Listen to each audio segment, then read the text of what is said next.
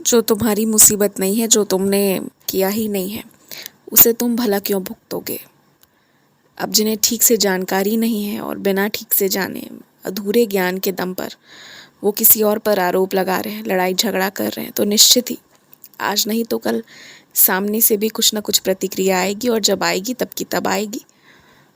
तुम उसकी फिक्र क्यों करते हो। मैं तुम्हें अब बीच में फंसने नहीं दूंगा, किसी चीज़ में नहीं फंसने दूंगा। तुम्हें खुश रहना चाहिए, निश्चिंत रहना चाहिए।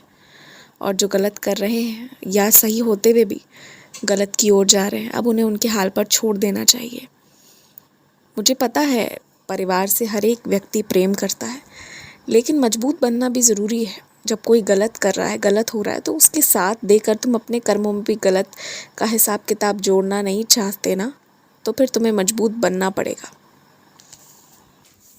और सुनो, मेरी इतनी आशीर्वाद है ना कि हर नकारात्मकता को भगाना है, या जो तुम्हें लग रहा है कि हाँ ये खतरा बहुत बड़ा रूप ले सकता है, तो तुम अपने घर पर थोड़ी तेज़ ध्वनि में हनुमान चालीसा का पाठ स्वयं अपने आप से करो। हो सके तो सुबह शाम करो, और पाठ करने के दौरान ना एक गिलास में जल रख दो।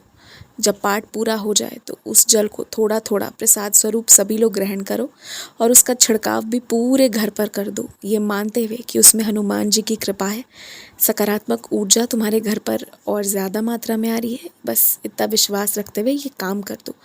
बाकी घर पर जो कुछ संकट है, जो हटने का नाम नहीं ले रही, और जिसके पीछे का तुम्हारा शक है, वो शक तो है नहीं, वो तो सही है, उसे भी हटाना है। तो मैं भेजूँगा, ऐसे व्यक्ति को भेजूँगा जो तुम्हारे मन के शायद थोड़ा विरुद्ध जाए, मगर जो विधि विधान कराएगा वो सब कुछ ठीक कर देगा। किसी का नुकसान किए बिना तुम्हारा सब सही हो जाएगा। फिक्र मत करो, डरो मत बस। अगर समय के पहले तुम्हें चेतावनी दिया हूँ तो इसलिए कि तुम चीज़ों को ठीक कर लो, ना कि घबराओ और रो। जिसके पास साईनाथ है ना, उसके जीवन में कोई तंत्र, कोई मंत्र, कोई दुआ, कोई बद्दुआ, इन चीज़ों से परेशान होने की ज़रूरत नहीं है।